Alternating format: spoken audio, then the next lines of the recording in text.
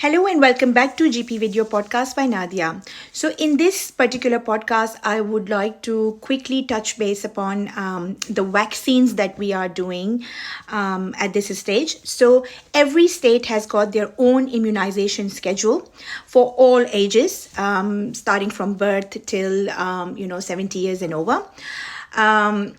So, what happens is I would like for the kids and all, there is a set immunization schedule.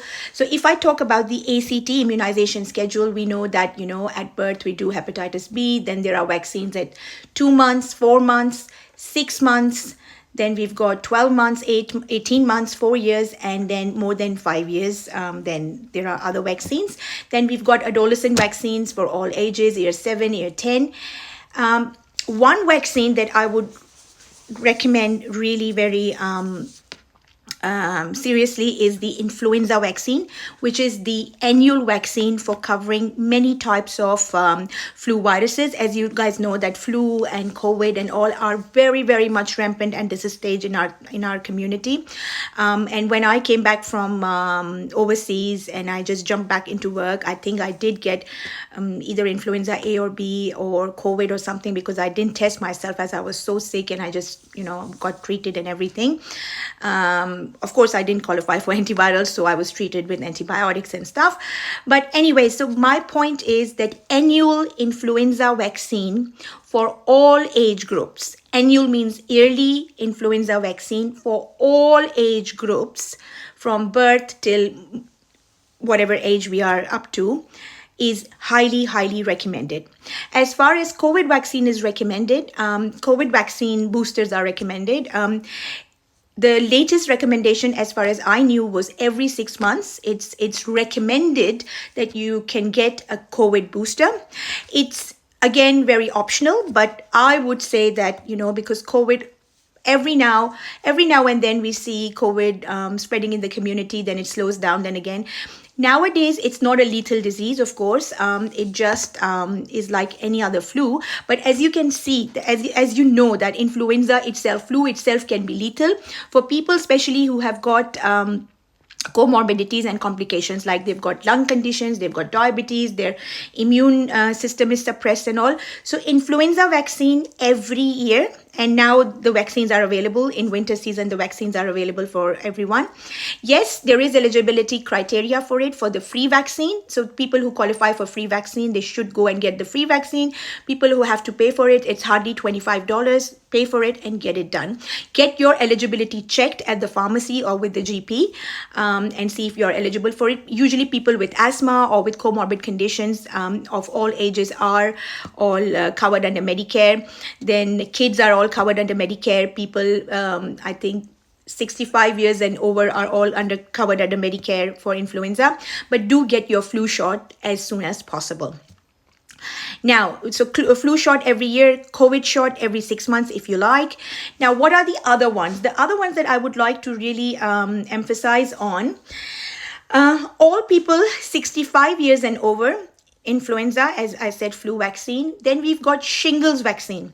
Shingles vaccine is also very, very important. I don't know. I don't remember if I've already made a podcast on shingles and shingles vaccine and what is the suitability, what is the eligibility and all. But get your eligibility checked with the GP. I will make another video podcast on that as well. But all people 65 years and over are eligible for Medicare-funded shingles vaccine, which is called Shingrix, and it is administered in 2 doses, 2 to 6 months apart. So, for example, if you got the first dose today, then the second dose would be after 2 months, 2 months up to 6 months, you can get the second dose. But at least there should be a 2 months gap. And if you are immunocompromised, then it could be only 1 month apart as well. So all people 65 years and over, influenza and shingles vaccine are covered under Medicare. Then we've got 70 years and over, we've got pneumococcal vaccine, or the vaccine that prevents Streptococcus pneumoniae, the bacteria, from giving you pneumonia. So as you guys know, that older people are very much at risk of developing pneumonia.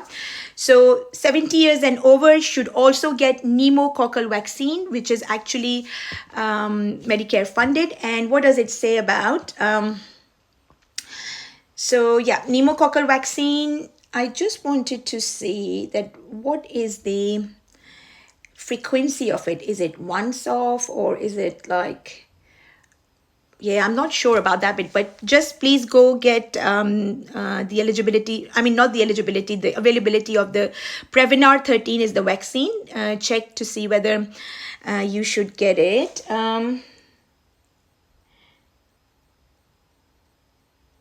I was just wondering. I think it is also, if it's not yearly, then it's 2 to 3 yearly.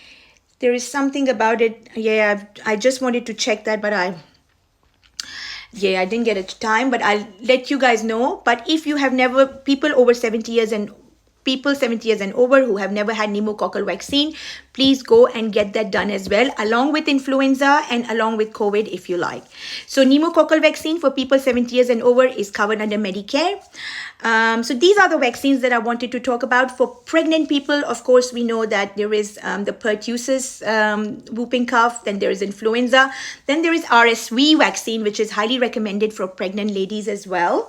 And it is recommended between 28 to 36 weeks gestation and can be co-administered with other maternal vaccines. So RSV vaccine is also very much recommended for pregnant ladies, and RSV vaccine is now, I think, also in the kids immunization schedule, if I'm not wrong.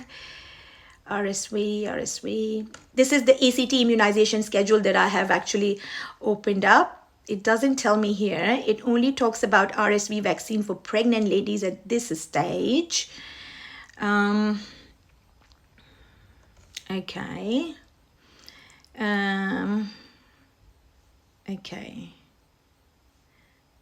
Addition to the, I will come back to the, so what I need to really clarify with you guys is RSV vaccine. Here I can see only for pregnant people, but I have been giving it to the people with asthma and people who are like 65 years and over. So I will confirm that what is the eligibility criteria for RSV vaccine, respiratory syncytial virus. Then the number 2 thing that I really need to tell you is how frequently should people over 70 years and over should get pneumococcal vaccine. Is it once upon a lifetime, or is it yearly? Is it 3 yearly? Is it 5 yearly? I'll tell you that. And also the eligibility for the shingles vaccine, like when and why are you more supposed to get shingles? Like if you've had chicken pox before, which is the case basically. So if you've had chicken pox as a child, then you are at an increased risk of developing shingles when you are 65 years and over. But usually I think even if you have had chicken pox or not, if you are only vaccinated for chicken pox and never have had chicken pox as such, I think still people over 65 years and over should go and get their 2 doses of Shingrix vaccine done. So influenza vaccine, most important every year for everybody. COVID vaccine every 6 months, the booster if you want to. Then we've got pneumococcal vaccine for people 70 years and over, shingles vaccine for people 65 years and over, and RSV and pertussis, whooping cough, Boostrix, which is an influenza for pregnant ladies. And nowadays, people who want to go near the kids, they also need to be vaccinated with whooping cough vaccine if they haven't been vaccinated in the last few years. So Boostrix is the dose that Boostrix is the one that you get for, it is a combination of tetanus, pertussis, and whooping, like pertussis or whooping cough, tetanus, and there is another one. There's a 3 combination Boostrix one that you get, tetanus is, if you get the tetanus vaccine, that covers you for entire 10 years. But whooping cough, you can get a booster every now and then. Alrighty, I'll see you guys in my next video podcast.